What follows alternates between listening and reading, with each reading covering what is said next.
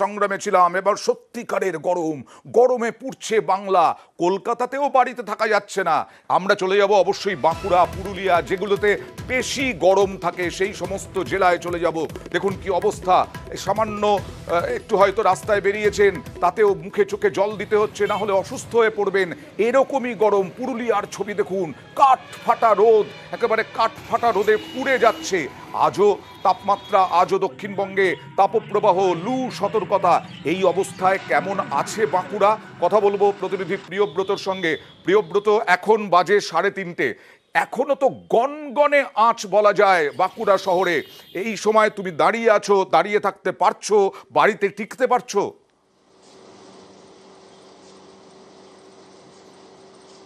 একেবারে তুমি যেমনটা বলছো, একদম গনগনে, একদম সূর্য একদম মাথার উপরে, যাকে বলে তাপমাত্রা একদম অসহনীয়। যেখানে দেখা যাচ্ছে যে 41 প্রায় কাছাকাছি এই তাপমাত্রা, 40.8 ডিগ্রি সেন্টিগ্রেড। এবং মানুষজন তারা কিন্তু, যারাই রোদে বেরোচ্ছেন তারা কিন্তু আদ্যপান্ত ঢেকে বেরোচ্ছেন। এবং আদ্যপান্ত শুধু ঢাকা নয়, যারা রাস্তায় বেরোচ্ছেন তারা কিন্তু মূলত যে ঠান্ডা শরীর রাখা যায় সেরকম ধরনের ফল খাচ্ছেন, আখের রস খাচ্ছেন, ডাবের জল খাচ্ছেন। কিভাবে শরীর ঠান্ডা রাখতে পারবেন, যারা বেরোচ্ছেন তারা খুব দরকার না হলে তারা বেরোচ্ছেন না। অবশ্য বাড়িতে থাকলেও খুব একটা যে স্বস্তিদায়ক আবহাওয়া বাড়িতেও তেমনটাও নয়। এই প্রখর রোদে বাড়িতেও থাকা দায় হয়ে যায়, কিন্তু তারপরও বলা যায় একেবারে তুমি যেমনটা বলছিলে যে গনগনে আঁচ, মনে হচ্ছে যেন একটা কেউ উনান জেলে দিয়েছে। সেই উনুনের আঁচে কিন্তু বাঁকুড়া জেলা পুরো পুড়ছে বলা চলে। এবং স্থানীয় মানুষজন তারা কিন্তু একটা অন্তত এক পশলা বৃষ্টি সেইটার আশা করছেন। কিন্তু এপ্রিলের গোড়াতেই যেখানে 41 ডিগ্রির কাছাকাছি তাপমাত্রা, মে জুন মাস বাঁকুড়ার যেখানে প্রায় 45-46 ডিগ্রি তাপমাত্রা হয়ে যায়, সেই তাপমাত্রা কি ছাড়িয়ে যাবে এবারের রেকর্ড, সেটা কিন্তু একটা হাপিত্যেস মানুষের মধ্যে শুরু হয়ে গেছে। অবশ্যই বাঁকুড়ার এই অবস্থা, বাঁকুড়া, পুরুলিয়া, এই সমস্ত জায়গা জ্বলে পুড়ছে। কলকাতাতেও গরম, অস্বস্তিকর আবহাওয়া। কিন্তু আমরা অন্যান্য জেলাও যাব, ঝাড়গ্রামের পরিস্থিতিও আমরা জানবো। ঝাড়গ্রামেও দেখুন, গোটা মুখ চোখ সমস্ত ঢেকে ঢুকে রাস্তা দিয়ে যেতে হচ্ছে, কারণ এই রকমই গরম, ভয়ঙ্কর অবস্থা গরমে। এখনই এই চৈত্র মাসেই এই অবস্থা। কথা বলবো রাজুর সঙ্গে। রাজু, কি পরিস্থিতি এখন, কত ডিগ্রি সেলসিয়াস এখনো পর্যন্ত আবহাওয়া দপ্তর জানাচ্ছে ওই এলাকায়? দেখো অরিন্দম, প্রথমে বলবো আবহাওয়া দপ্তর যেটা জানাচ্ছে যে গত দুদিনে যেভাবে তাপমাত্রা বাড়ার কথা বলেছিল, সেক্ষেত্রে ঝাড়গ্রামের তাপমাত্রা আজ 42 ডিগ্রি রয়েছে। আর যেভাবে চাঁদ ফাটা রোদ রয়েছে তাতে মানুষ রাস্তায় বেরোচ্ছেন না, অধিকাংশ রাস্তাঘাট শুনশান রয়েছে। আর সকাল সকাল সমস্ত মানুষজনই নিজেদের যে কর্মস্থল সেখানে পৌঁছতে চাইছেন।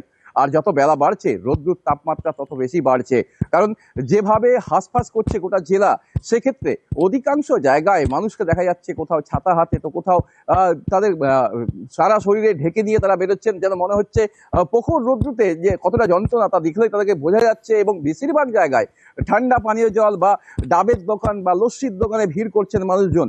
আর অধিকাংশ জায়গায় ফাঁকা রাস্তার মধ্যে গাছের তলায় কেউ একেবারে অপেক্ষা করছে মানুষ যে কখন জলীয় বাষ্প ঢুকবে বাতাসে, একটা বৃষ্টির মতো পরিস্থিতি হবে, বৃষ্টি নামবে, মাটি ঠান্ডা হবে। কিন্তু এ যা পরিস্থিতি, তাতে কয়েক মিনিটের বৃষ্টিতে হবে না, অনেক কয়েক ঘন্টার বৃষ্টি প্রয়োজন, যাতে মাটির নিচ পর্যন্ত জল যায়, মাটি ঠান্ডা হয়।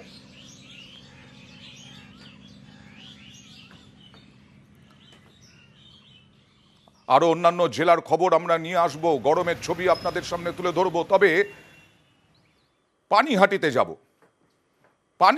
যাব, পানিহাটিতে পুকুর ভরাট। সেই পুকুর ভরাট হচ্ছিল, পুকুর ভরাট, জলাজমি ভরাট পানিহাটিতে নিত্যদিনের ঘটনা, আমরা দেখিয়ে আসছি বারবার।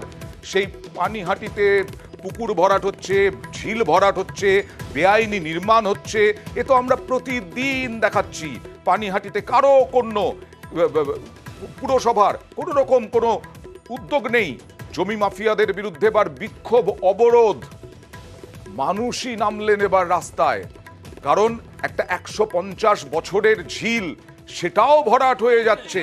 কথা বলবো প্রতিনিধি সুবীরের সঙ্গে, তবে তার আগে একটু অ্যাম্বিয়েন্সটা শোনাবো, কি অভিযোগ রয়েছে। সাপ খুব যখন বর্ষা হয় তখন কে থাকে এখানে? আমরা থাকি, কেউ থাকে এখানে? দেখেন আপনারা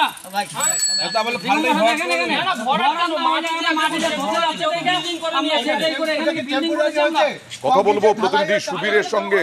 সুবীর, জল পাওয়া যায় না এরকম অবস্থা পানিহাটি পুরসভায়, এদিকে জলা জমি পুকুর, এই জলগুলোও ঢেকে দিচ্ছে কারা? তাদেরকে পুরসভা ব্যবস্থা নিচ্ছে না কেন? কাউন্সিলর কি করছেন? দেখো অনন্দা, এই পানিহাটি পৌরসভার ১৯ নম্বর ওয়ার্ড রামকৃষ্ণপল্লী এলাকাতে এখানে কিন্তু ১৫০ বছরের পুরনো একটি ঝিল, প্রাচীন ঝিল। এই ঝিলে কিন্তু এলাকার মানুষরা তারা স্নান করতেন এবং এই ঝিল রক্ষণাবেক্ষণের অভাবে কিন্তু এই ঝিলটি কিন্তু আস্তে আস্তে কিন্তু জলা জঙ্গলে ভরে যায়। এইটারই কিন্তু সুযোগ নেয় এলাকার যারা জমি মাফিয়া রয়েছেন, অসাধু কিছু ব্যক্তি, তারা কিন্তু এই ঝিলের জমি, সেই জমি কিন্তু আস্তে আস্তে করে মাটি ফেলে ভরাট করে করে কিন্তু বিশাল অঙ্কের টাকায় কিন্তু মানুষদের বিক্রি করে দিতেন এবং সেই কিছু মানুষ তারা কিন্তু সেই জমি কিনে সেখানে কিন্তু অট্টালিকার মতো তারা বাড়ি করে ঢালাই করে তারা বাড়ি করা শুরু করে দিয়েছেন। এবং এই নিয়েই কিন্তু এলাকার লোকের প্রতিবাদ যে এই যে পরিবেশের ভারসাম্য নষ্ট হচ্ছে, এত প্রাচীন একটা ঝিল, ১৫০ বছরের ঝিল, সেই ঝিল কি করে ভরাট করা যায়? স্থানীয় প্রশাসন কিন্তু দেখেও না দেখার ভান করে চুপচাপ হয়ে রয়েছে। এই নিয়ে কিন্তু স্থানীয় বাসিন্দারা তারা প্রতিবাদ জানিয়েছেন এবং তারা বিক্ষোভ দেখিয়েছেন। এই যে একজন ভদ্রলোককে গাড়িতে তুলে নিয়ে গেলেন, তিনি কে? পুলিশ তুলে নিয়ে গেল? এই ভদ্রলোক হচ্ছে এই এলাকার এই ঝিলের যে জমির অংশ, সেই জমির অংশ কিনে কিন্তু এই যে বাড়ি ছবি দেখা যাচ্ছে, বাড়ি কিন্তু তারা করছেন এবং বাড়ি তারা করেও ফেলেছেন এবং ঝিলের জমিতে বাড়ির অংশ ঢুকে গেছে, সেই জায়গায় কিন্তু এলাকার লোকের প্রতিবাদ। এই ঘটনায় কিন্তু বিক্ষোভ হয় এবং তারপরে ঘটনাস্থলে ঘোড়া থানার পুলিশ আছে এবং পুলিশ এসে কিন্তু দুজনকে পুলিশ ঘটনাস্থল থেকে আটক করে নিয়ে গিয়েছে। আনন্দা, আমরা দেখব যে এই পুকুর ভরাট, এই ঝিল ভরাট বন্ধ হচ্ছে কিনা। আজকে এই গরম, এই প্রাকৃতিক অবস্থা কেন? এই জন্যই তো, কারো কোনো হেলদোল নেই। বিক্ষোভকারীরা কি বলছেন দেখুন।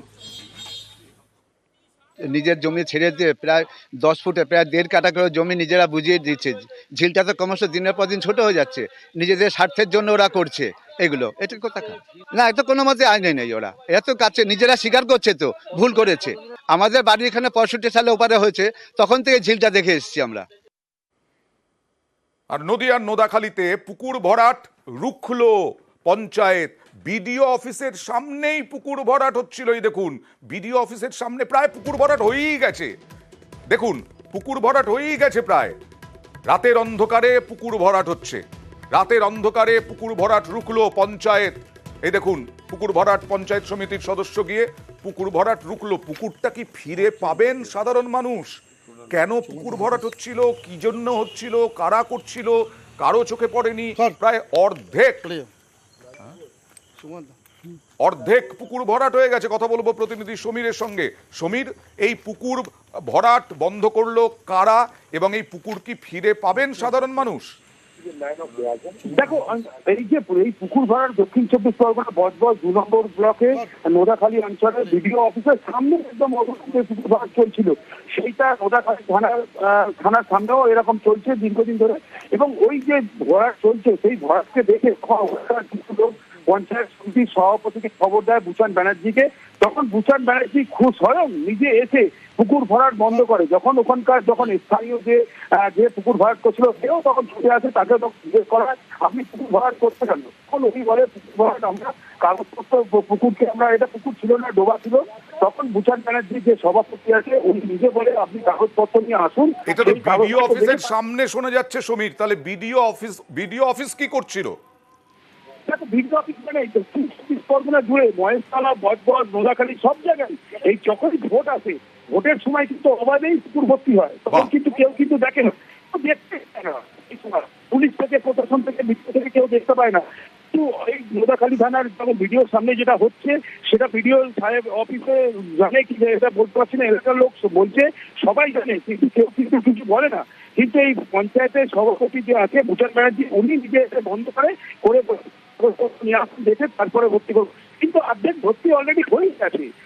এর আগে কিন্তু চোখে কারোর পড়েনি, রাস্তার উপরে। তারপরে সত্যি তাই, মানে এই প্রশ্ন তুলেও লাভ নেই, আবার প্রশ্ন না করেও তো আমরা থামবো না। কি বলছেন পঞ্চায়েত সমিতির ওই সভাপতি? দেখুন, আপাতত কাজ বন্ধ করে দিয়েছি, আমি পুলিশকে দিয়ে কাজ বন্ধ করে দিয়েছি। আপনি কি চাইবেন উনি অ্যারেস্ট হোক? হ্যাঁ, আমি চাইলে এক্ষুনি অ্যারেস্ট হতে পারে, কিন্তু আমি অ্যারেস্ট করছি না। কিন্তু পুকুরে যদি 1 ফোঁটা মাটি পড়ে উনি কালই অ্যারেস্ট হয়ে যাবে। আর হাসনাবাদে বেআইনিভাবে জলা ভরাট, সরকারি জমি দখল করে বেআইনি কারবার কার বিরুদ্ধে জানেন? এখানে কোনো তৃণমূল নেই, সিপিআইএম নেতার বিরুদ্ধে। জলা ভরাটে বর্ষায় ভোগান্তির আশঙ্কা, পদক্ষেপের আশ্বাস পঞ্চায়েত প্রধানের। কথা বলবো প্রতিনিধি অনুপমের সঙ্গে। অনুপম, সিপিআইএম নেতা অভিযুক্ত, তিনি এত বড় মাপের নেতা হলেন কিভাবে? সিপিআইএম নাকি কোথাও নেই? তাহলে এই সিপিআইএম এর বিরুদ্ধে কি করে অভিযোগ উঠছে?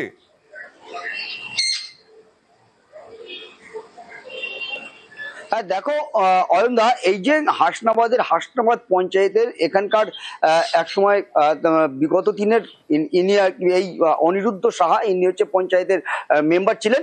সেই পঞ্চায়েত মেম্বার অনিরুদ্ধ সাহার বিরুদ্ধেই অভিযোগ। হাসনাবাদ পঞ্চায়েতের থেকে কয়েকশো মিটার দূরে, সেখানেই একদম হাসনাবাদ হিঙ্গলগঞ্জ যে মেন রোড, মেন রাস্তা, তার ধারেই রাস্তার ধারে একদম পিডব্লিউডির জায়গা, পিডব্লিউডির হাই ড্রেন সহ একদম জলা জমি তিনি ভরাট করে নিচ্ছেন। এবং এলাকার মানুষ কিন্তু এটা অভিযোগ করেছে, এলাকার মানুষ কিন্তু তাকে জানিয়েছে যে এই হাইড্রেন বন্ধ করলে বেশ কয়েকটি গ্রাম কিন্তু বর্ষাকালে কিন্তু জলের তলায় চলে যাবে। অভিযোগকারীরা কি বলছেন একটু দেখি আগে অনুপম। রাজার জায়গা রাজা ভর্তি করছে, ওর সামনে আছে, ও এখন যেটা ভর্তি করছে। কি দল? একসময় সিপিএম মেম্বার ছিল। কোন পঞ্চায়েতে? হাসনাবাদ গ্রাম পঞ্চায়েতে। অনেকে বলার চেষ্টা করে, আবার বলতে চায় না, সামনে আসতে চায় না।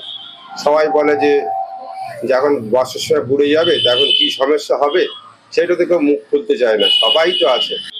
এইখান দিয়ে কি জল যেত? হ্যাঁ, এখান থেকে দীর্ঘদিন আমার ছোটবেলা থেকে দেখেছি জল যায়, এখনো যায়। এইটা নিয়ে অনেকবার ঝামেলাও হয়েছে। আচ্ছা অনুপম, সিপিআইএম নেতার এত বাড়বাড়ন্ত হলো কি করে? পঞ্চায়েত কি করছে তাহলে?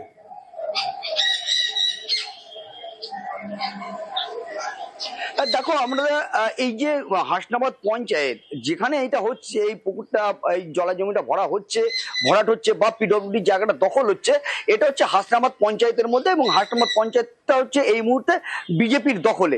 যদিও এই পঞ্চায়েতের পক্ষ থেকে বা এলাকার মানুষ এই অনিরুদ্ধ সাহার বিরুদ্ধে কিন্তু কোনো কথা বলে না, তার কারণটা কিন্তু সঠিকভাবে জানা গেল না। তার কারণ এলাকার মানুষ কিন্তু পরিষ্কার জানাচ্ছে যে তারা সংঘবদ্ধ হয়েছে, কিন্তু অনিরুদ্ধ সাহার কাছে গিয়ে এখনো প্রতিবাদ করে উঠতে পারেনি যে এই ড্রেনটা বন্ধ করবেন না, এই হাইড্রেনটা বন্ধ করবেন না। তার কাছে গিয়ে প্রতিবাদ করে উঠতে পারেননি। আবার অভিযুক্ত যিনি, তিনি বলছেন ওখানে কোনো পুকুরই ছিল না। দেখুন,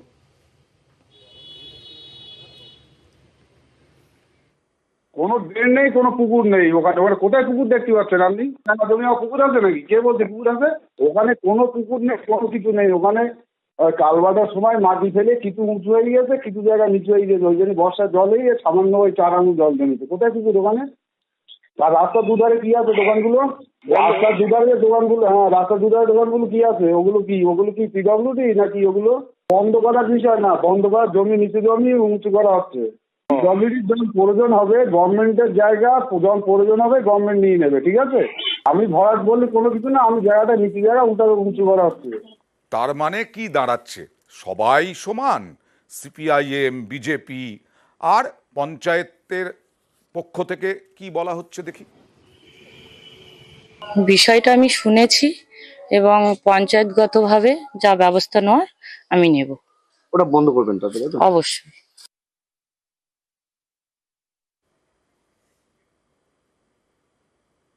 এবার চলে যাব বসিরহাট পুরো এলাকায়। স্থানীয়দের কালীবাড়ি এলাকায় পানীয় জলের দাবিতে টাকি রোডের কালীবাড়ি পাড়া এলাকায় অবরোধ।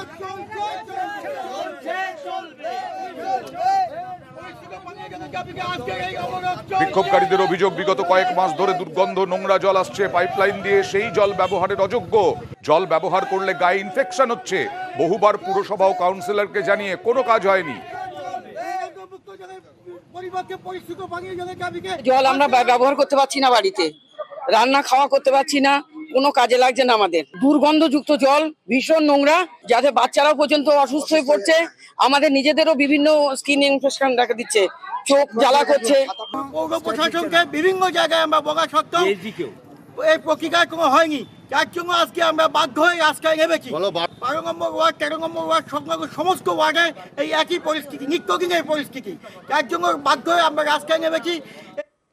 এবার চলে যাব হাওড়ায়। হাওড়ায় একটা খাল সংস্কার হচ্ছে, সেই খাল সংস্কারের আবার আতঙ্কে ভুগছেন হাওড়ার সারেঙ্গার মানুষজন। কথা বলবো প্রতিনিধি দেবাশিসের সঙ্গে। দেবাশিস, কেন খাল সংস্কার কবে থেকে শুরু হয়েছে, আর আতঙ্কই বা কেন সাধারণ মানুষের মনে? দেখো, অবশ্যই এই সরস্বতী নদী বা সরস্বতী খাল যেটি সংস্কারের জন্য বেশ কিছুদিন ধরেই কিন্তু বা বেশ কয়েক বছর ধরেই দাবি ছিল। 10 বছর আগে এই এলাকায় একবার সরস্বতী খাল সংস্কার হয়। তবে এই সংস্কারের পর যে সেচ দপ্তরের বিরুদ্ধে অভিযোগ বা বলা যেতে পারে দুর্নীতির অভিযোগ তুলছিল, যে যেখানে খাল সংস্কারের পর এই যে পাড়গুলি, খালের পাড়গুলি, সেগুলিকে বাঁধিয়ে দেওয়ার কথা ছিল, কিন্তু তারা বাঁধায়নি। ফলে সেখান থেকে যখন এই খাল কাটা হয়, তারপরে জল যায়, তারপর থেকেই গোটা এলাকা জুড়ে ধসের শুরু হয়। এলাকায় ধসের কবলে পড়ে বেশ কিছু বাড়ি ঘর, এমনকি যে মূল রাস্তা এলাকায় ঢোকার, সেই রাস্তা পর্যন্ত ধসে নেমে যায় এবং অর্ধেক রাস্তা প্রায় খালি ঢুকে পড়ে যায়। ফলে সেই জায়গা থেকে আবার নতুন করে এই খাল সংস্কারের কাজ শুরু হয়। ডোমজুর, জগৎবল্লভপুর এবং সাকরাইল, মূলত সবচেয়ে বেশি বড় কাজ হয় সেটি হচ্ছে সাকরাইলে, যেটি মার্চ মাসে তার উদ্বোধন হয় এই সংস্কারের কাজ। এই সংস্কারের কাজ যখন সারেঙ্গা গ্রাম পঞ্চায়েত এলাকায় যায়, যেখানে কন্যাময়ী, উত্তরপাড়া, সারেঙ্গা এই অঞ্চলগুলিতে মানুষজন কিন্তু বিক্ষোভ দেখায়। সেখানে সেচ কর্মীদের ঘিরে বিক্ষোভ দেখানো হয়, কার্যত কাজ বন্ধ করে দিতে বলা হয়। কাজ বন্ধ করে দেয় এবং এই কাজ বন্ধ করে দেওয়ার জন্য কিন্তু একটা বড় সমস্যা হয়। তবে বারবার করে এই যে পঞ্চায়েত প্রধান, তিনি কিন্তু সাধারণ মানুষের পাশে দাঁড়িয়েছে। ঠিক তার পাল্টা দাবি করছেন বিধায়ক, তার কারণ তিনি দাবি করছেন এই সারেঙ্গা হচ্ছে বিজেপি অধ্যুষিত এলাকা এবং বিজেপি পঞ্চায়েত প্রধান, তাই তিনি এদেরকে সাহায্য দিচ্ছেন, বিজেপি কাজে বাধা দিচ্ছে রাজনৈতিক ভাবে, সেই কারণে এই খাল কাটার কাজ বন্ধ রাখা হয়েছে। ফলে স্থানীয়রা কি বলছেন একবার দেখি। রাস্তা ছিল, মানে কারোর লক্ষ্য নেই, ধসে ধসে চলে যাচ্ছে। আমরা খুবই আতঙ্কিততে আছি। মানে এবার যে খাল কাটলে আমাদের ঘর বাড়ি সবই পড়ে যাবে। একদম সরু জায়গার মধ্যে আছি, আমরা থাকি, এই জন্য আমরা আপত্তি করছি যে এবারের খাল কাটাটা আমরা বন্ধ রাখতে চাইছি, যে আমাদের ঘর বাড়ি আর থাকবে না থাকবে। বাড়ি ধসে যাচ্ছে, ওদিকে তো সব দেখানো হয়েছে, সারাতে সব দেখানো হয়েছে। বাড়ি মানে কোন থেকে নেমে গেছে, ও নেমেই যাবে, এই যে কাটছে ও নেমেই চলে যাবে। ওই জন্য আমাদের বক্তব্য ছিল যে আগে একটু পাইলিংটা হয়ে গেলে তারপরে যদি কাটা হতো ভালো হতো এটা একটু, কিন্তু এই শালবল্লা দিয়ে আগেও করা হয়েছিল এখানে, সেই শালবল্লা সব নেমে চলে গেছে। আর এই যে রাস্তা এখানে নতুন করে করা হয়েছে, রাস্তাও নেমে গেছে। আর এই এলাকায় পঞ্চায়েত হচ্ছে বিজেপির পঞ্চায়েত প্রধান আর তৃণমূলের বিধায়ক, এদের মধ্যে তরজা দেখুন। এলাকাবাসীর দাবি একদম ঠিক, কেননা এর আগের বারে যখন খাল কাটাই হয়েছিল ওনাদের সঙ্গে বিশ্বাসঘাতকতা করা হয়েছে। যে কন্ট্রাক্টর কাজ করেছিলেন উনি বলেছিলেন আমরা খাল কাটাইয়ের পরে বাঁধিয়ে দেবো, তা সেই হিসাবে তারা সেই ওদের আশার কথা রাখতে পারেনি, গ্রামবাসীর কথা রাখতে পারেনি। সেই জন্য এখন গ্রামবাসীর আপত্তি যে আমাদের আগে পাইলিং করে দেওয়া হোক, তারপরে কাটাই হবে। মানুষের তো ক্ষতি করার জন্য কোনো কাজ না, অর্থাৎ ধস নেবে, কারোর ক্ষতি হবে, কোনো প্রাণহানি হবে, এটা আমরা কখনো চাইবো না। আমরা অবশ্যই ইরিগেশন থেকে সেটা পাঠাতে পারি।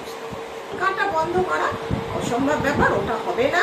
কারণ দীর্ঘদিনের সরস্বতী নদী কাটা নিয়ে দীর্ঘদিনের মানুষের প্রতিবাদ ছিল, আন্দোলন ছিল দীর্ঘদিন। এটা গুটি কয় বিজেপির লোক এটা বাধা দিচ্ছে, আর কিছু না। এটা সরকারি কাজে বাধা দেয়া হচ্ছে, আর কিচ্ছু হচ্ছে না। এবার একটা ভালো খবর দেখাবো। মহেশতলার একটা অংশে 50 বছর পর লাইট এলো, কারেন্ট এলো 50 বছর পর, এবং 30টা পরিবার এরকমই গরম কাটিয়েছেন। এরকমই বলা যায়, এরকম গরম, তীব্র গরম সব কাটিয়েছেন, কিন্তু ফ্যান চালাতে পারেননি। বিদ্যুৎহীনভাবে, ইলেকট্রিক ছিল না, কারেন্ট ছিল না, লাইট ছিল না। মহেশতলার 35 নম্বর ওয়ার্ডের 14 নম্বর রেলগেটের এই এলাকা, ওই এলাকার বাড়িগুলো থেকে প্রবল গরম থেকে রেহাই পেল এবার পরিবারগুলো। বলছিলাম 30টিরও বেশি পরিবার।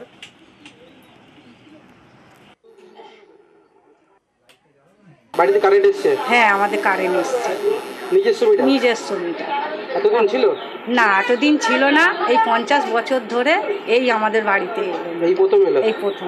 এত বছর ধরে আমাদের পায়ের সুতো ছিঁড়ে যাওয়ার মতো, আমরা অনেক ঘানি খেটেছি, কিন্তু এখন এই গোপাল সাহার ওনাকে অনেক অনেক ধন্যবাদ। ওনার জন্য কারেন্টও এসছে, ওনার জন্য কলও ঢুকছে, ওনার জন্য রাস্তাও হচ্ছে। হ্যাঁ, ওনার জন্য অনেক অনেক ওনাকে ধন্যবাদ। আর কাউন্সিলর কি বলছেন দেখুন। এদের একটু প্রবলেম ছিল, মানে কেবিলটা ফেলানো একটু সমস্যা ছিল, আমাদের সাংসদ সেই ব্যবস্থা করে দিচ্ছে এবং লাইনটা আজকে যথারীতি ওরা তাদের বাড়িতে লাইনটা ঢুকছে এবং তারা খুব খুশি। এবার চলে যাব উত্তরবঙ্গে। আবারও হাতির হানায় মৃত্যু হলো। বারবার হাতির হানায় মৃত্যু হচ্ছে। এক বৃদ্ধার মৃত্যু হয়েছে মেটেলিতে। উত্তরবঙ্গে প্রায়ই এরকম হচ্ছে, হাতির হানায় মৃত্যু হচ্ছে। এবারেও এক বৃদ্ধার মৃত্যু হাতির হানায় ধূপঝোড়ায়, মেটেলির ধূপঝোড়ায়। মেটেলির ইন্ডং নদীর ধারে মেলে বৃদ্ধার দেহ। মৃতের পরিবারকে আর্থিক সাহায্যের ঘোষণা, আশ্বাস বন দফতরের।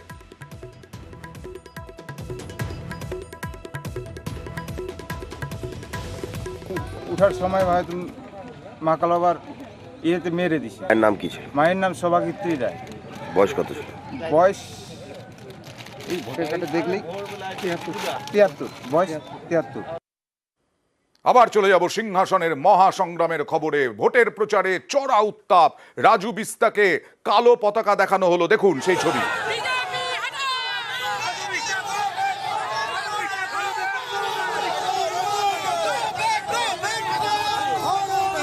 গো ব্যাক যারা দিচ্ছেন তাদের কাছেও গিয়ে কথাও বললেন। তৃণমূলের বিরুদ্ধেই অভিযোগ দার্জিলিং এর বিজেপি প্রার্থীর। কথা বলবো প্রতিনিধি চঞ্চলের সঙ্গে। চঞ্চল, ঠিক কোন জায়গাটায় প্রচার করতে এসেছিলেন দার্জিলিং লোকসভা কেন্দ্রের মধ্যে? এবং আমি তো দেখছি যারা বিক্ষোভ দেখাচ্ছেন তাদের সঙ্গে হাসি মুখে কথা বলছেন রাজু বিস্তা। দেখো অয়নদা, তোমাকে জানিয়ে রাখি যে চোপড়া ব্লকের যে কাঁচাকালি এলাকা রয়েছে, সেই কাঁচাকালি এলাকায় এক মন্দির থেকে তিনি প্রচার প্রথমে শুরু করেন। সেই প্রচার শুরু করার পরে কিন্তু সেখান থেকে বেরিয়ে যান চোপড়া ব্লকের যে চুয়াগাড়ি এলাকা রয়েছে, যে চুয়াগাড়ি এলাকাতে তিনি পৌঁছাতে কিন্তু তাকে ঘিরে তৃণমূলের কর্মী সমর্থক তাকে কালো পতাকা দেখানো হয় এবং গো ব্যাক স্লোগান করা হয়। অভিযোগ, কিন্তু তৃণমূলের পতাকা নেই। চঞ্চল, দেখো যারা ছিল তারা কিন্তু তৃণমূলেরই বলছে, এমনটা অভিযোগ করছে রাজু বিস্তা। রাজু বিস্তা বলছেন যে তৃণমূলের কর্মী সমর্থকেরা তারা কিন্তু তাকে প্ল্যানিং করে তাকে গো ব্যাক স্লোগান দেখাচ্ছে, বিক্ষোভ দেখাচ্ছে। এটা কিন্তু কালো পতাকা কেন? কোন কি অভিযোগে কালো পতাকা?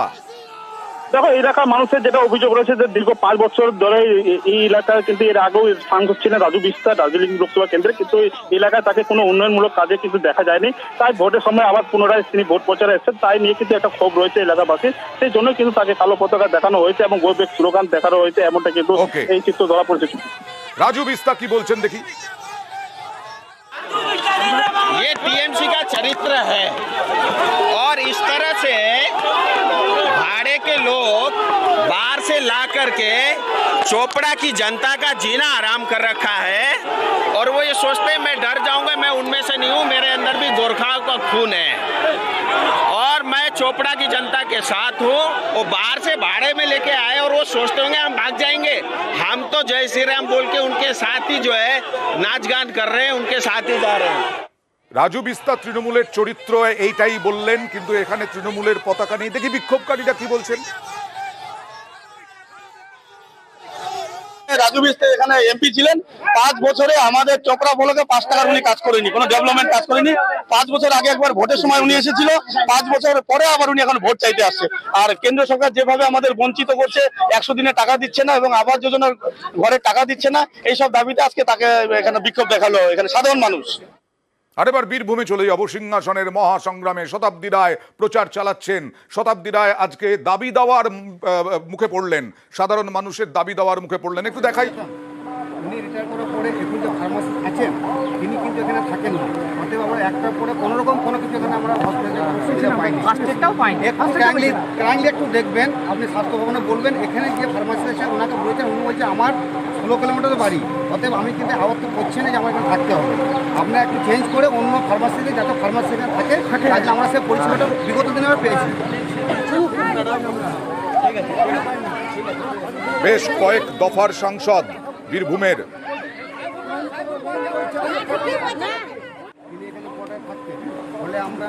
শতাব্দী রায় দাবি দেওয়ার মুখে পড়লেন। একাধিক অভিযোগ, ব্যবস্থার আশ্বাস শতাব্দীর।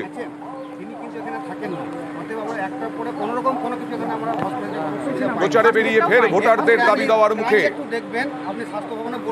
এবং কি দাবি দেওয়া ছিল, কি অভিযোগ ছিল, বিস্তারিত জানার চেষ্টা করব প্রতিনিধির কাছ থেকে। কথা বলবো প্রতিনিধি সুপ্রতিমের সঙ্গে। কি অভাব অভিযোগ, কি জানালেন, কারা জানালেন শতাব্দী রায়কে সুপ্রতিম? এবং মোহাম্মদবাজারের যে সমস্ত এলাকায় আজকে শতাব্দী রায়ের প্রচার চলছিল সেই সমস্ত জায়গায় যেমন রাজপুর সহ বিভিন্ন জায়গা রয়েছে, সেখানে যখন শতাব্দী রায় যায় তার কাছে কিন্তু বিভিন্ন রকম দাবি দেওয়া তারা করে। কেউ প্রত্যেকে কেউ বলে যে তাদের স্বাস্থ্যসাথী কার্ড পায়নি, কেউ বলে বাড়ি পায়নি, কেউ বলে রাস্তার সমস্যা, কেউ বলে ডাক্তার।